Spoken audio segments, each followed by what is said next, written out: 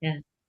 Yeah. Thank So it's 9:01 in California, so the world is starting. Shall we, Lisa, shall we begin? Do you want to introduce today's extra special guest? Extra special is the word. I'm holding up her book, Creating a Salon. If you aren't already uh, knowing about this book or haven't already read it, please get it through your local independent bookstore or through bookshop.org. Pick a bookstore. If you don't have one, we can suggest many, like Main Street Books or Plenty, but or Kepler's or any of them on the call. Linda-Marie Barrett, welcome. You are the executive director of the Southern Independent Bookstore Association, and here in that capacity, we're hoping to get some insights from you, but also really dive deeply into this great work, which is a big piece of the work that we all are trying to do, which is creating dialogue and meaningful conversation. So creating a salon, the magic of conversations that matter.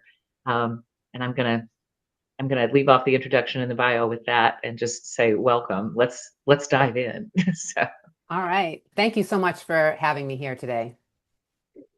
well, thank you. And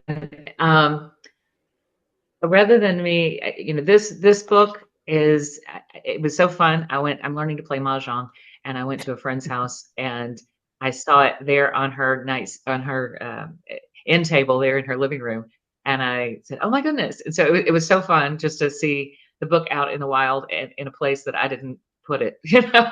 There's an hand sale. So it looks like it's been met with a lot of reception, and to me, it kind of sits in a unique spot that's really helpful to us that care about conversation. What Mhm. you talk about it a little bit in your introduction, but what led you to, in this moment, for indie bookshops, and others to talk about creating a conversations that matter or a salon?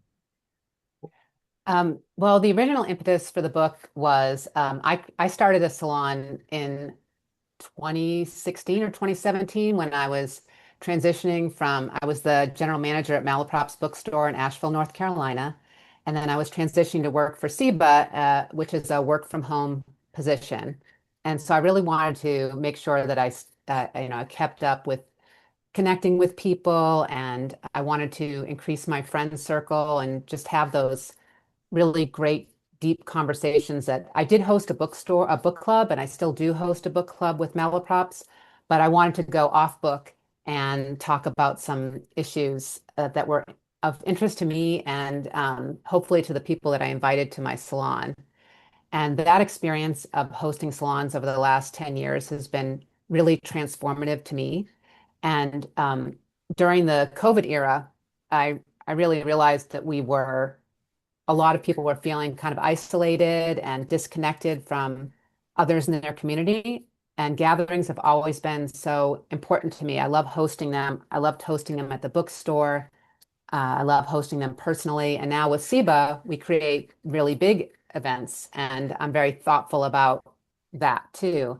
So I wanted to, with this book, encourage people to have salon gatherings or any kind of gatherings, really, but think about um, offering some best practices, but also encouraging people to think about how they would want to host them and how to serve those who are attending and also serve the mission that you create as host too. I think it's a great time to really encourage those kind of gatherings now because especially during a time which feels very divisive.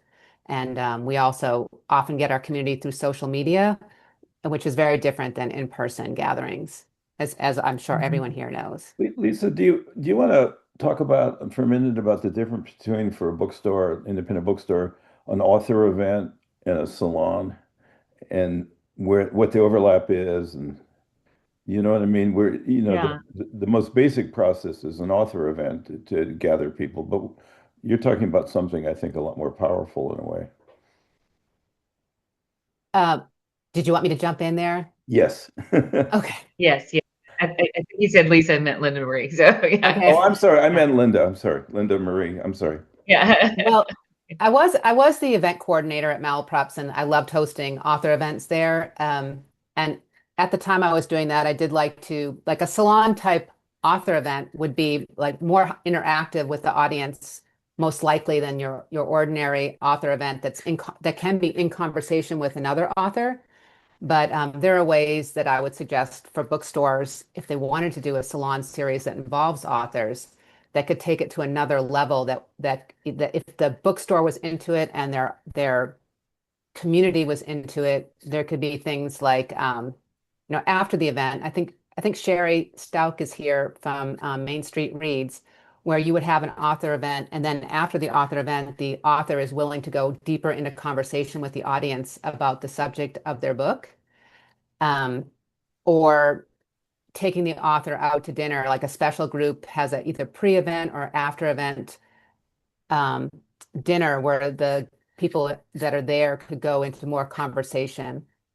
Or you could, for events, you could invite two people that might represent parts of your community that are at war with each other or in conflict, and have them, try to bridge divides, have them talk about their positions, and the audience could then dig into the topic, possibly with a moderator, about, what they're seeing and any concerns they have. Like there are a lot of ways I think you could take an author or authorless event to a deeper level conversationally and a more interactive level conversationally than what's often seen at a traditional author event.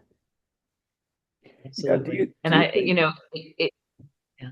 No, go Go ahead. ahead. Wait, what you're describing for a lot of people would feel like a big leap of out of safety, Mhm. because I think a lot of people don't feel safe being in the room with the level of heat and the level of dissension that exists between, like you mentioned, getting two different groups together. Mhm. And I love the way you describe facilitation and such, but uh, Mhm.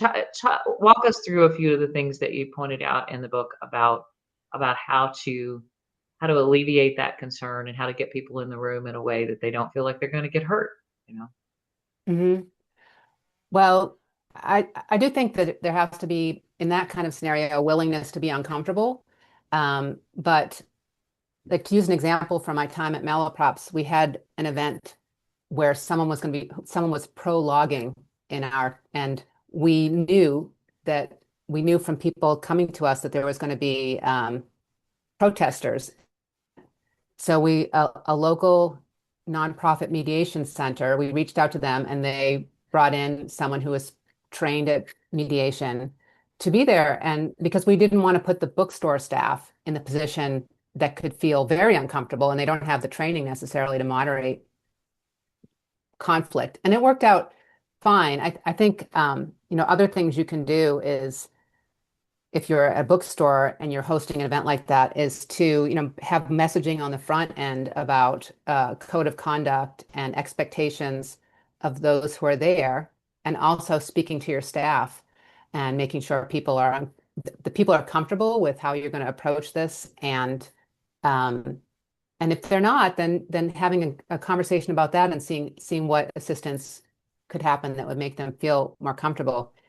In a salon scenario, like if you're alluding to like my private salon, um, we for that salon, I created a kind of ground rules of conversation that everyone had to agree to be part of the salon. And people, before they accepted the invitation, they did say, without those ground rules, I probably wouldn't have felt comfortable being vulnerable in these kind of conversations. And there's confidentiality, respecting confidentiality, um, nonviolent communication, not interrupting each other, um, sharing time, making sure that everyone speaks, things like that. You could adapt those Yeah. to a bookstore scenario, or if you have a bookstore-led book club, you could use rules like that with the book club to make sure it feels like a comfortable and space and as safe a space as you can manage. Well, I know a few Yeah, years ago so we I'll initiated break in. a lot. Oh, go ahead, Sherry. Yeah, I was just gonna say, so I loved Linda Marie's book early on, blurbed it, adored it. And we had just started very coincidentally started doing some salons ourselves with things that weren't going to be like a big theater event kind of stuff, and books that did have deeper themes and meanings for discussion. And we do, so we do all of those as book with tickets. So you're kind of controlling that aspect of it, of the audience. And then we send them, the reminder the week out that includes those rules, but not heavy handed. It's just like we do, like, hey, space safe, or safe space, conduct notes. And then where appropriate on some of these salons that we've done, we say, by the way, here's a list of questions that we'll be kicking off with, and sort of give them that in advance. And again, they feel safer walking into that space. Mm. That's a good thing. Linda-Marie, you had such a great experience of a salon. Thank you, Sherry, for that. It's exciting, the work that you're doing, and the work that all of us we're kind of all dipping our toes in this and doing in many levels. I was about to say that the book clubs that we started a couple of years ago have now matured, and some of those groups have taken off into their own, and now we're focusing on how to prepare group book club leaders to facilitate, trying to teach facilitative skills to those who have not been acquainted with them. And the Salon book really is a great resource for that. Why don't you walk us through that first salon for you, and what it was, what it became, and how it became that, and just give us a picture of that deep salon that gave you this deep impression. So yeah, so my what I did was I created those ground rules, as I said, and I thought about, and I think this is good for bookstores when you're thinking about your events too. I thought about the mission of the salon, and what I wanted to get out of it and what I hope for folks.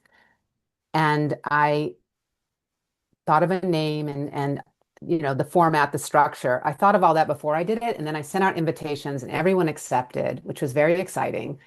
And we all met at my house. I was looking up in preparation for this. I was trying to find out, what did we talk about for that first salon? And our first salon was on dreams and goals that we hope to accomplish. And some of the people in the salon I was friends with, actually, some of them were from my book club. Others were writers in the community, and then there were people that I wanted to know more that I'd seen in yoga or other classes. And our format was, the conversational format was round robin. So I had already front loaded some questions, kind of like Sherry described. I had already sent out some questions that I wanted to go over. And we went around the room one by one, sharing about our dreams. And then I had us break up into smaller groups. And that was good because some people are nervous about talking in a bigger group. And so when you break people up into small groups of 3 or 4, the introverts feel a little more comfortable. And I described this in the book too, that like witnessing the group being vulnerable and supportive of each other, fulfilling their dreams, was so gratifying, because I felt the support, and I think everyone in that room felt the support to achieve their dream, whether it was a small, what seemed small, or if it was a huge dream, like sending a book off to to an agent, trying to get an agent, or maybe trying to get a new job, or, a fitness goal. So it was very moving, and we then began having salons every few months on different themes. And we started out as a bigger group, and now we're a core group of 9 people, which seems like a perfect number. Yeah, yeah. So nine to what's too big for a salon to be effective? No, I think you could have a larger group, but just I saw Sherry's comment about breaking into smaller groups. In the book, I recommend you could have a larger salon for sure. If you had a book club or a group that was like 20 people, I think that would be fine if you gave it enough time. But I would have the small breakouts for my group, because we meet in my home. 9 is really good. It Yeah. works for the space that I have. And also, there's that thing, I don't know if you've read the book by Lynn McTaggart about the power of 8. There, there's science out there about the power of small groups to do really innovative things. And so there's something about the energy in a smaller group that's it's not so small. We bring in a lot of different perspectives, but it just seems to work very well for us. But the templates that I use in the salon, I hope that they would work for lots of different sizes and scenarios. How do you, Maria, how do you relate that to what are sort of the muscle memory of bookstore fans and bookstore staff, which is author events, in which they Hmm. tag on at the very end some questions from the audience, and then the moderator usually takes up half that time.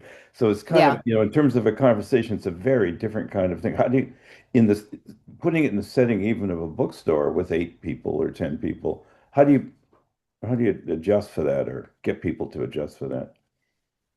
I think like the ideal audience for salons is a book club more than an author event because book clubs meet to discuss one book, which could be one idea. They could change, they could morph into a salon pretty easily. And I think it would be easier to take the book club into salon kind of scenarios. Like I mentioned, there's so many like Steve, you were mentioning earlier about the movie industry. One idea would be taking your book club and talking to the local movie theater and maybe viewing a movie. And then after you see the movie theater owner or the local critic talks to your book club about the differences between the book and the movie. Or if you have a cookbook club, you could you could have your cookbook club at a restaurant in town that features a cuisine that you all are, you're reading a book around maybe a certain kind of cuisine. So you go to that restaurant and the restaurant owner would talk to your book club about the cuisine and this is why they love this cuisine. I think a book club group would be an easier one for a store to level up into a salon format. It's because book clubs are also, more interactive and people are used to sharing ideas. And the book club leader, especially after they've had training through Lisa's program, the book club leader is usually skilled at moderation of a group of people. But I think a lot of authors, and maybe some of you could speak to this, but I think a lot of authors would be really into a salon as well, because like in our town, the local bookstores will have author events, special author events at speakeasies and other kinds of cool bars. And that setting would be perfect for the author to be in conversation with, another author or perhaps an expert in the field, and then to engaging the audience to kind of dig, if the author was willing, to dig deeper into the topic. And it would be a very memorable evening, I think, for everyone, and maybe pique the interest of authors to be, it could be something if you were pitching this to the publisher that makes your store stand out, that you're so creative in how you want to do the author events. Mhm. Well, Yeah. there's these levels that you're talking in, which are really interesting. We know that the Surgeon General in 2023 said loneliness is an epidemic in the U.S. And so, bookshops have been working vigorously in lots of creative ways to get people connected. And micro events are really a key strategy, like you're mentioning. And you do talk, and you just were talking about the importance of curating the space, that the bookshop is not, and this podcast is called Beyond Bookstores, so bookshops are not the only place. And you mentioned one of, your 50 Shades of Gray meeting in the children's section, and Yeah, so tell us fail, about, total fail. well, tell us about the art of finding the right spot for the level of intimacy that you're looking for. Um, yeah, so for my book club, and you mentioned 50 Shades of Grey, we were meeting in the bookstore at that time. It was a romance book club that was called All Romance All the Time. And our last book was 50 Shades of Grey. And after that, we decided we wanted to, go more broad. But we were meeting at that time in the children's section of the bookstore, and it was not comfortable for us or the people browsing that section. We were literally whispering the whole time. So we found there's a wonderful place in Asheville called the Battery Park Book Exchange. That's a champagne bar, and we started meeting there so that we could also people wanted to have um, cocktails or mocktails with the book club. And our book club, the often it can be like 20 or 25 people meet, sometimes smaller. So we wanted a bigger space, but one that could comfortably accommodate folks. So, but that is one of the things that bookstores I've loved seeing is how they go off site for so many different size events. So that way publishers know, you shouldn't be looking at the footprint of the bookstore because anything is possible and any kind of partnership might be possible. I do know you had mentioned about sustainability in this. And so I think that when you're doing these kind of events, thinking about like how it's sustaining you as the host, and then how is it sustaining the store and the staff involved, both monetarily and sustaining your mission, in each of those. And partnering up with different people around town, different venues around town can be one of those ways that supports both if you can monetize it and create those relationships. Yeah, Right. it's interesting because we talk a lot about the importance of an adjacent or interior coffee shop or restaurants or something. Like City Lights, has a famous Beat Generation bar, Vesuvio's across the alley, and the alley's Kenneth, I think it's Kenneth Reckroth alley. And but we've never talked about whether if you took a really intimate and much more engaging salon, which is what you're talking about, which I think is far preferable to just a speaking event by an author that who's traveling around saying the same thing at every bookstore. I think it's much better. The question is, I suppose for publishers and bookstores, does it build a more of a audience base for the bookstore? Does it make the bookstore more distinctive? Does it expand? The Mhm. same way having, a bar across the street, or like Kepler's has a restaurant right next to it where you can go get coffee and talk to people. And it's a great combination. I think Praveen's on and they have that advantage. How do you see that? I mean, how do you see your salon events building an audience for a bookstore and for a publisher? Well, I think it would be a good idea potentially maybe people, this is something you've already done, but polling your customers, like sending out a poll to your customer base about what they're looking for in events, and also talking to your staff about what might excite them around events and what's not exciting. Um, and so I think that's good to see what they're looking for. But many stores have multiple book clubs going on, and the more engaged your book club audience is, because they can be your most loyal book loving customer base, um, developing those relationships and being able to tell publishers you have so many book club members is powerful. And also I think, and I've seen that the imagination, the creativity you show in how you develop events will catch their eye as something that you're doing.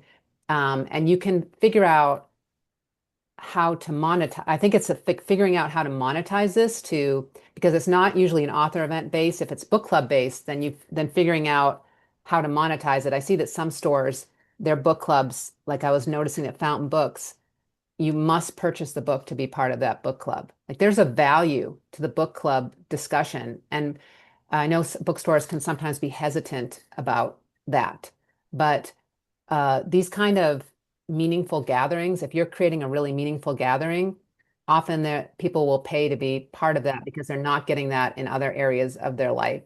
But if monetizing it is not part of your mission because you want to, you could monetize some, but not monetize others because of accessibility. However, you can show that you have developed a really engaged, diverse customer base, I think will help you for pitching for author events. And then again, as I said, if you wanted to turn any of these, if you see an author touring who's representing something that you think could be a really cool salon idea, you could have a really large audience, but possibly, salons, there are salons where an expert talks to an audience, but just maybe figure out a way to make it more participatory than the usual author event where it's two people on stage, like those big events where there's two people on. Well, you could have a really big event with two people on stage, but maybe think about a way, in Broadway where there's people going out into the audience and talking to people. Maybe think about how could we engage the audience so that it's more of a conversation with everyone, or their input is more desired and they have like a potential real-time experience with the author. Or again, a limited group of people get to have the author before or after the event for a salon style conversation in a restaurant. I mean, that would be potentially very appealing to some authors. Yeah, And we're we talking about used to at a salons. nonprofit group that I was on the board of. We used to do VIP events ahead of something that cost more. Like it'd be like $10 to come hear a musician play Hmm. or somebody speak. But we would do a cocktail party in an adjacent sort of a space, smaller space, and that would cost Hmm. $100. And it Hmm. actually was very effective. The two fed each other in an interesting way. They could be Well, a sustainer group. You know, Yeah. that if you have if you have sustainers or a loyalty club, part of their benefits could be these kind of special events that would be like life moments if you're in the room with these incredible authors in some form. And I think, Lisa, I think I cut you off. no, no, I'm here to hear from you. And I agree with you. I think that being in the offer and with an author and just an opportunity to, I'm imagining an opportunity to talk with Barbara Kingsolver more deeply about Mhm. experiences or something that resonated in the community.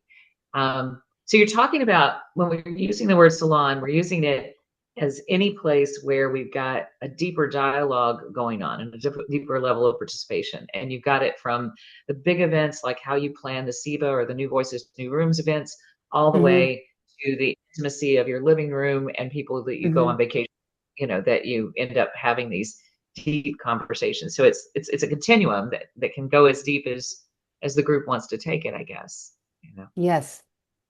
Yeah. Yeah. And And in each case, we think about like what is the purpose of this event? Like what are we trying to accomplish? Whether it's the one in my living room or it's we're looking at a certain event at and New Voices, New Rooms. You know, that's a discussion the team will have. It's like, what do we want to accomplish here for this particular event for us and for the audience? You know, so that's yeah. always thinking that way about um, thoughtfulness around what we're doing, and that helps so And much, I think, for it to be a success.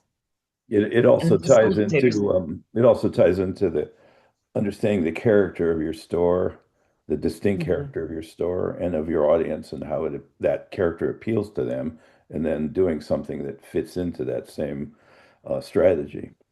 Hmm.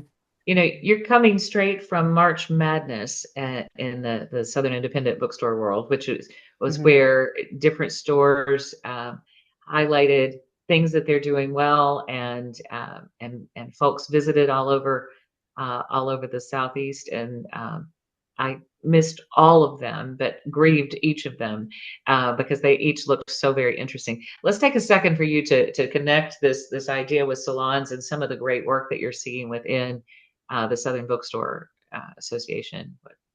Okay, and you had told me you were going to ask something about this, and I wanted to share a couple things I saw too about SIBA stores that really lean into being more than a bookstore and being that community space. I was reading in PW an interview with DJ Johnson, the owner of Baldwin and Company, and he said, to describe his store, he said, "We've evolved from being a bookstore into a cultural production company.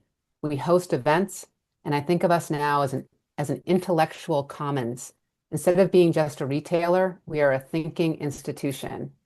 Instead of being just a small business, we are a cultural authority generating intellectual desire for Black contemporary thought."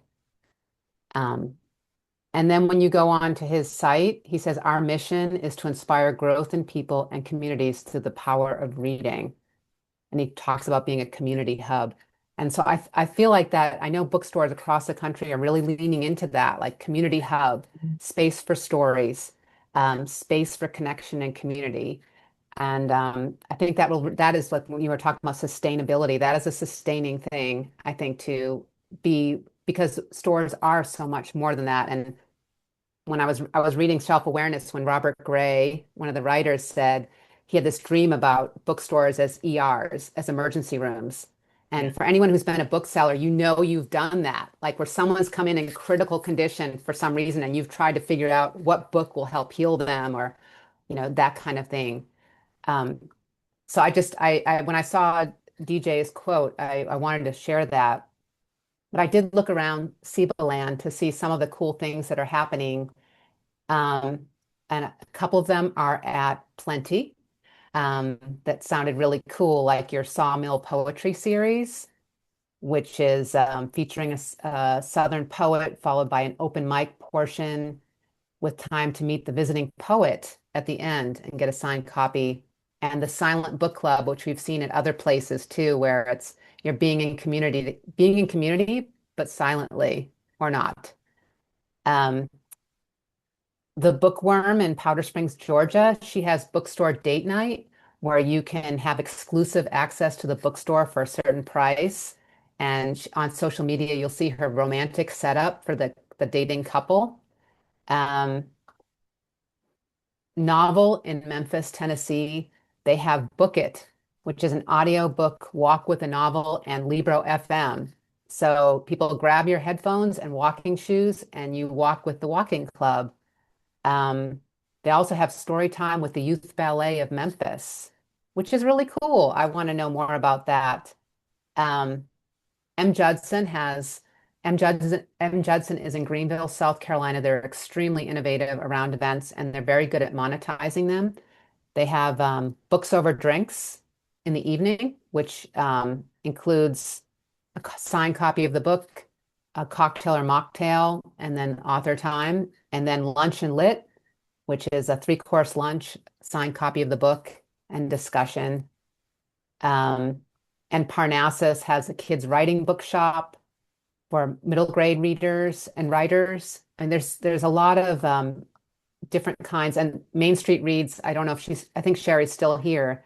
They have signing in salons and they have Main Street Writes Mondays where people get together virtually and write. So those are some of the things I'm noticing. There's just so many different variations on events and connecting people together, whether in Mhm. conversation or in silence. Yeah. And the conversation. One of the things that I love about the book is that you give us some very practical starter kits and Mhm. salon things. And I'm doing one of my salons is a Franklin Circle. And you may have heard me that after Ben Franklin and his Junto idea, and we talk about a virtue and do a deep dive with the same group of people over and over again, and it becomes a version of a salon for sure. And it's only 7 people, 8 people, so it's that perfect good size. But you talk about being a teaser and an enricher, being present but not being too present, when to come in, when to go out. Can you touch on some of those tips for facilitators for the things that you're teaching here in how to make sure it stays on track and that you're Mm. taking there? Yeah. Sure. So one of the things, and you all may have, if you host book clubs, you may have dealt with this, is because I do have a chapter in the book about troubleshooting the unexpected. You may have Mhm. someone who's a dominator. They're just very gregarious, or they're just so passionate, and they don't really give space for other people to talk. So I offer tips in there about like there's different conversational formats you can use to try to avoid that scenario, which can um, that can really particularly the dominating person can take down a gathering pretty quickly. So Mhm. go like for us in our salon and in my book club, we actually start off round robin style, so everyone has space to talk. And when I give them a specific, I don't want to be too heavy-handed with structure, but I do give them like some guidance on how long, now they know it's been 10 years, but originally it would be like, oh, spend 3 to 5 minutes, talking about your thoughts on this question. And then the question would go around the group. And I do something similar with my book club where we rate the book from 1 to 5 and what we'd like to talk about. We go around the group. And that way, at least on the initial pass, everyone has time to speak. Um, and uh, there's other formats you could use if you want to. If you are into not having too much structure, then just as the host, watching to make sure that that everyone has a chance to speak. And sometimes calling, like people in our salon, they have the right to speak or not speak. They may not want to speak, but I do tap in with everyone to make sure that they do have time. If they've been quiet, I notice if they've been quiet, and I'll ask them at a certain point, like, did you want to say anything about this? And I try to solicit that. What other tips were you thinking about, Lisa, there? I was thinking about getting them, they get too engaged in catching up with each other, and you want to keep them on topic Oh, and yeah. keep it moving. Oh, yeah. So I think we even think about this with new voices, new rooms when we do events, is that when people come into a room, they usually have a lot of energy. So at my salons, the first 45 minutes of my salon is potluck and catch up time. And my book club is the same. I actually polled my book club and they responded they wanted more social time. So the first half hour of the book club is social time, and then the next hour is straight book discussion. So I think that Okay. thinking if you know your group or like if you're hosting an event for the store, you might have a little bit of time at the beginning to kind of dispel that energy. Um, at New Voices, New Rooms, sometimes people halfway through the day look exhausted. So we actually might ask people to stand, to stretch and, do certain things to bring the energy back up. And as host, watching the energy in the room is really important and figuring out what your tactics might be ahead of time for what you're seeing. So, Yeah, there are different energy levels for sure as people go through this process. What about, there are also predictable stages that a group, especially a group that's going to stay together, they go through. They go through like a forming stage and a storming stage where somebody says something or passions get crosswayed, and that is needed before people get to use that acronym or that little thing, forming, storming, norming, and performing, where they embrace group norms and go on.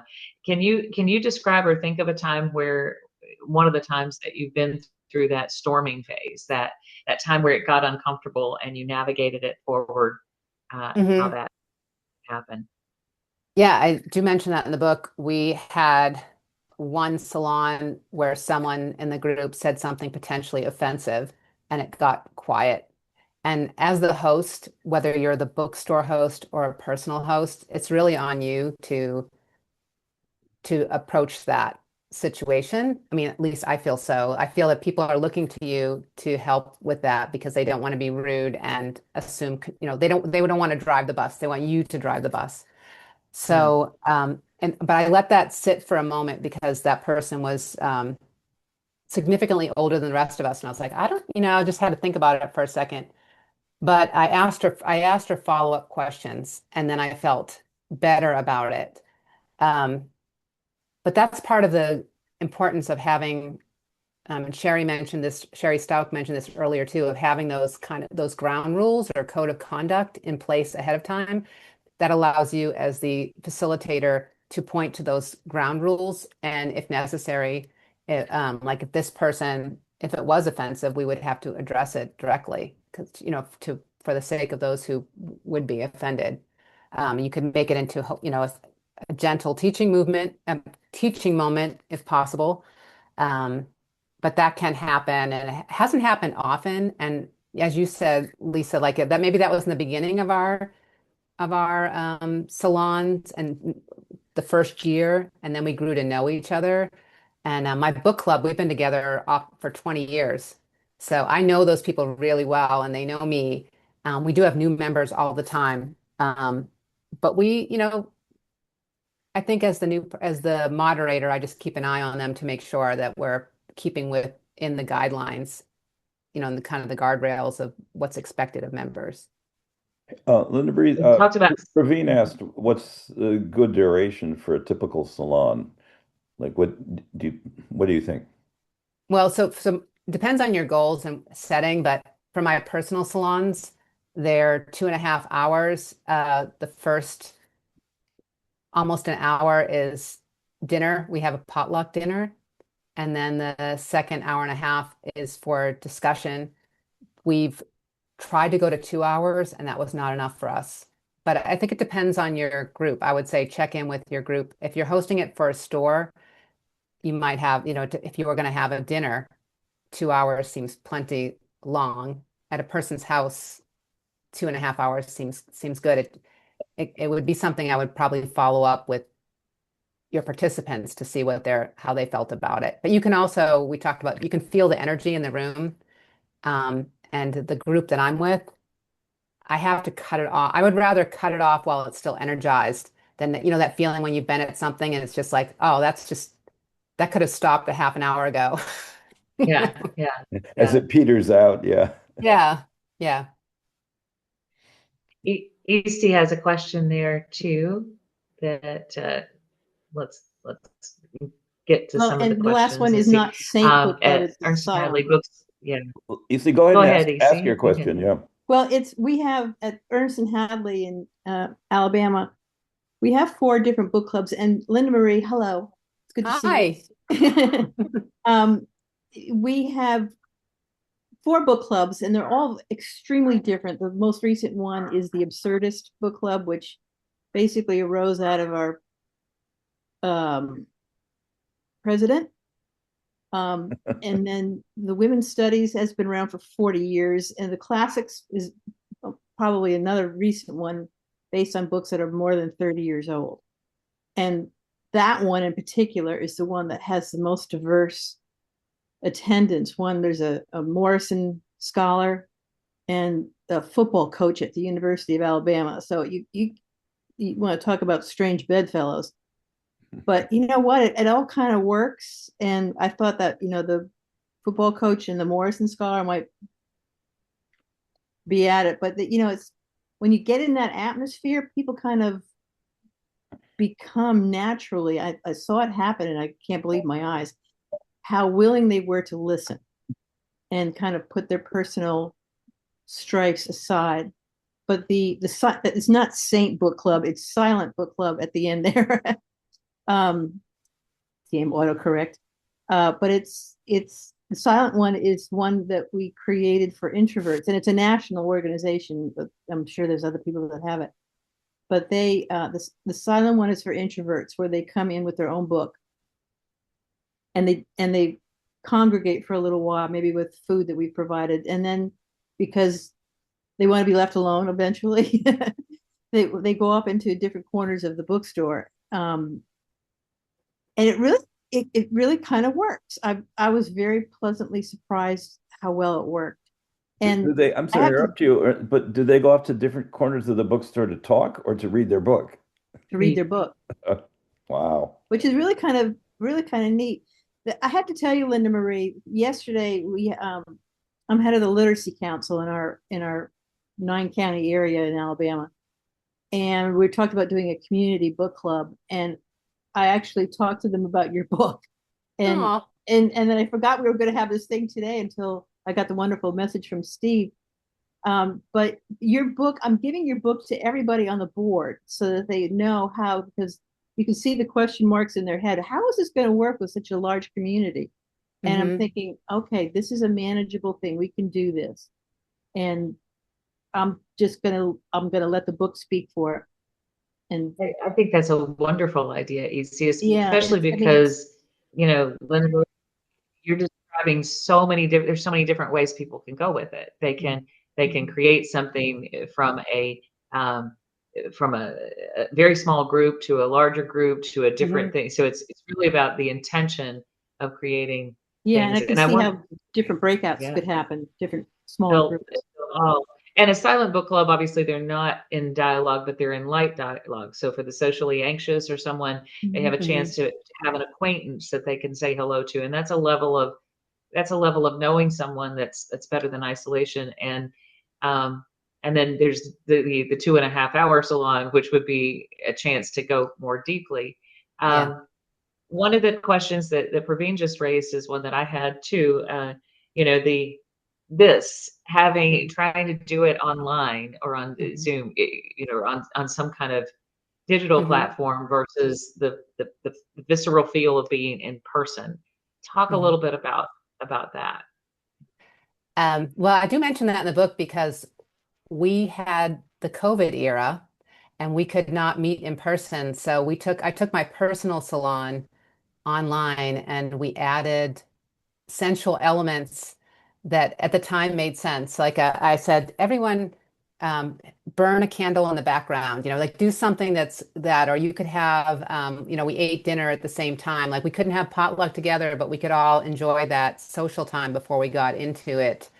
And I also think a salon could be really great if, say, a group of friends, this is non-bookstore, but if a group of friends, you're now all over the country and you all want to talk about what's going on now, like, maybe something politically, or you want to talk, maybe you're getting to a certain age where we just recently had a salon on death. If you've heard that program, Death Over Dinner, if you go to that website, Death Over Dinner, you can choose templates of discussion templates. And so you could do that online as a group. And I think you could have a really great discussion. It's not the same as in person, as far as there's nothing will replicate being in person in community with each other, at least in my feeling. But I think that shouldn't stop you from attempting this virtually. Or if you have authors that are available to you and you want to do, we mentioned earlier that bridging differences to cultures that might be perceived as at war with each other, that could be a fascinating virtual salon that there's so much is possible virtually that may not be possible in person, which I see Eileen Denkler's here. There were things available to us during the COVID era, New Voices, New Rooms. We streamed in authors that we could never have outside of a COVID era, and had amazing conversations online. So with the right facilitator, the right circumstances, and then keeping it engaged so that audiences could participate. I've also done this with authors for my book club, the book club that's with Malaprops, where I'll contact the author and our book club will meet virtually. And then the author will come in after we've talked about the book and talk to us. And that's been like another level book club experience. So it would be different, but I think there's ways you could stage it and negotiate it that could be its own thing. It would be different than an in-person, but be its own great virtual experience. I love that. I love that answer. And I love the idea of incorporating some of the rest of the senses, Mhm. the olfactory or eating together Mhm. at the same time, burning a candle. That Yeah. What seems to come up a lot, Linda-Marie, is not only do bookstore staff and owners have to have the skill to interact with customers in the store, which is key to hand selling, and not immediately hitting them with like, what are you looking for? But just letting them look and they can I help you, which is something we've talked a lot about on this show. But now also how to be a moderator in an event and draw people out, shut other people down a bit, it's fascinating. There's all these skills that you need to develop as a bookshop manager, owner, or staff member. Well, your book club hosts can be natural salon leaders. And I love what Lisa mentioned early on is that you're now training your facilitators, you're offering, training because it can be challenging. And there are also people in your community that you could call upon that may be trained facilitators that are happy to donate their time. Like we have the mediation center in Asheville that happily offered their experience for events that we wanted. We didn't want our staff to be in the middle of a very divisive situation. That's skills that come with professional training. So I think one shouldn't be daunted by some of these obstacles, but it's really good to talk to your staff about what they're excited about. And there may be some that are excited to do this, and then there may be others that step back and that's not what they're into. Well, Yeah. there's several of our staff that have the counseling credential and have some of that background, but we've definitely brought people in with therapy backgrounds, counseling, because it's really important and not to open something you can't close. So one of the things, and I'd love to talk about that for just a second, because sometimes people they come in bleeding, they haven't been in a group before, or they haven't been in a group in a long time. And it's the opposite of not sharing, it's oversharing. They dive in and they say, my husband just left me and my dog just died and I've got cancer, and they just open it all up, and now you've got this situation that's very hard to close. Mhm. and leave them okay, for the group. So do you do any coaching, or let's talk for a second about how we coach folks to help be aware of that tendency for people to overly self-disclose, to put too much in, and what as a Mhm. facilitator we can do to help put guardrails around it for folks. Mhm. Well, we did talk about earlier having the ground rule, conversational ground rules, and that can also be in a bookstore scenario, a code of conduct that you can point to. And then I think it's important for whoever is the moderator to be confident enough to steer conversation away from the person who's oversharing. And because otherwise if you're feeling nervous as the moderator about their behavior, everyone else is likely feeling that way too. So addressing it as soon as possible and explaining to them that this is not like in the case where someone's oversharing, that's explaining that we're really here to address whatever it is. Like it could be the topic of the book, or we're looking at the book now, and you have a social hour after this where that might be more appropriate to share. So I think continuing back to going back always to your conversational ground rules, and it may be that they can't be shut down, in which case you need to just really address them.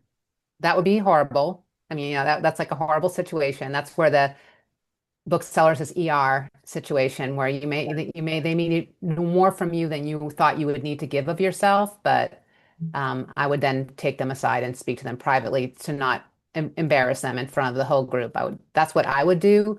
I like your idea, Lisa, in a professional setting to offer all of your moderators some level of training from a professional who could help that. And there's that great book on nonviolent communication that's really helpful to read to understand some important guidelines around addressing things like that in a way that is respectful of the person who might be going through a lot. Yeah. What's the title of that book? It's nonviolent communication. Yep. Mhm. Yep. I think I might have a copy back here, but I'd have Yeah. to get up and That one, rummage and through you also, this is a good time to mention some of those other books, are those who want to learn more. I mean, The Art of Gathering, you mentioned by Priya, um, eh, that is a must-have for Yes. people. Yeah. Hmm. We'll put some Yeah. of those titles in the follow-up email with the YouTube recording Okay. of this. Yeah, we'll Well, add that. one of the things Hey, that Lisa, one of the things that we did, I worked with a friend on an alternative to Zoom, and a lot of it was about training moderators. One of the things we did is we developed an app that kept track on a thermometer of everybody who was talking, so everybody could see who had talked how long. It was over in the corner.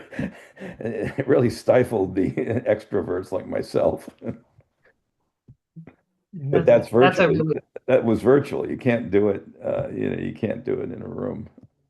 What a Mhm. great idea, self-monitoring and that sort of thing. And I know too, the opening things that are hard to close.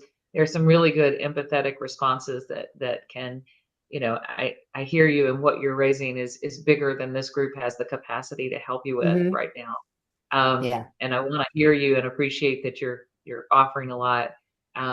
Let's talk afterward, or thank you for doing. I mean, it's something that helps you close it up, and just be aware. And I guess this is a question I wanted to ask you. As a leader, how do you think about the questions, and making sure great leaders ask great questions? How do you frame the questions in a way that is going to keep things going? And you Mhm. mentioned this in the book some about the art of asking good questions and that keep the group focused. Yeah, so before every salon, I do think of questions that are not an easy yes or no, but are something that will guide you into thinking about something in a deeper or larger or an unusual way that you may not have thought about that subject before with that in mind.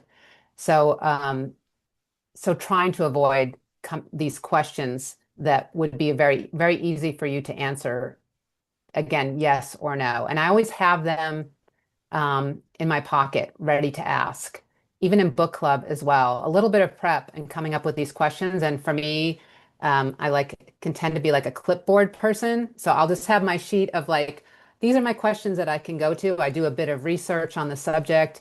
And if it's my goal for my participants of my salon is for them to think about this in a way that hasn't occurred to them before and maybe will spark something even beyond the subject. And that's what they say that they get out of it. Maybe it'll lead them to think about, and then they'll think of some way to approach that question that will spark something in someone else. So they don't have to be very complicated questions, but just I'll like it's almost like a globe. Like I'll just come at it from different angles and try to have a bunch of potential angles. And then as a moderator, always again, seeing what's happening in the room and among your participants and being ready to pick up the energy or in the case of the overshare to kind of calm the energy. And I really like what you said, Lisa, about it's just like having those questions ready, having your responses ready. If someone is an overshare, like you said, there's those like certain responses you can say that can kind of calm down the energy if necessary. But it takes a bit of research. I think most gatherings like this, a salon is a very thoughtful kind of gathering. So the preparation you put into it as host will really pay off in it being a rewarding experience for those who attend it. I think one of the things that we need to explore more in other sessions, and Linda-Marie, you're really expert at this, is the power of a salon or a book group to drive more attention and participation in a bookshop, in a bookstore. You know, we understand how author events, the expectation with author events is they'll sell the book that the author is talking about, which becomes frustrating sometimes is that they don't sell enough books and then people don't want to do anymore. We're talking about a completely different animal here that's much more engaging, personal, and emotional. And I think it's really powerful, but figuring out how it fits a strategy of a bookstore's becoming successful and sustainable is a fascinating question to me. That reminded me, I just want to put this in there, is that when I was at Malaprops, we had a really big section up front that was what the book clubs across town were reading, not just our book clubs, but any book club. And the book club selections are such a reflection of your community and what your community is thinking about and discussing and passionate. Like it's very powerful. So we put that right up front so that people could see it. And I think that's really interesting for publishers too, because you can show you may, even if you're a certain, like a niche bookstore in some ways, your book clubs could represent so many points of view and so many possibilities for authors to come because you have an audience for that in your community. You just need to tap into that particular audience for that event. But Yeah, I almost more than staff picks, I love book club picks. that's brilliant. I think that's really important. Wonderful. What a wonderful thing for us to dive into because it's at the heart of what we're trying to do. We're connecting people in real ways and and what I just love celebrating are all of the fascinating ways that people are finding to bring people together and connect them. And I love that you've given us an opportunity here to figure out how to go as deeply as your group wants to go. How to really create those pockets of community that feel deeply connected because they've had conversation about something that wasn't just today's news cycle, or something light, or what is it? Eleanor Roosevelt said that the most interesting people don't talk about other people or talk about the news. They talk about ideas. And so you've got us talking about ideas and thinking about how to take that so deeply. And I think that's at the heart of our work. And I just really appreciate you with this book and want to encourage everybody to get it and promote it. It is a great, as AC was saying, it makes a great community-wide read. And it's a great read for all of us who are working in this space to think about, and it's got this wonderful pragmatic Kickstarter how-to practical guide. There's a lot to it that's very pragmatic, and I just treasure the opportunity to explore that with you, and that's something we haven't had on Beyond Bookstores before. It's really the Yeah. opportunity to talk about facilitation in this important piece. We Thank should go you. now because it's the hour, but this has been fantastic. Thank you, Linda-Marie. It's really Thank you. This was really wonderful. all right. Wonderful. Lisa, Thank you, any everybody. final goodbye, Lisa? just appreciate you, Steve, keeping us together and making this happen. Nah, you keep us. And Linda-Marie for your preparation and being here, and everybody who comes. And this will be on Zoom, right? And you're going to send it out, and we'll have opportunities, and not on Zoom, but you'll have a recording of it that we can Yeah, share with others. It'll go out tomorrow, probably. Yeah. And a book list with it. So and a book list, that's and a always good. transcript, and a summary, and All the and stuff. and the recording of the chat and all that. You're Yes. awesome. All Thank you right. so much.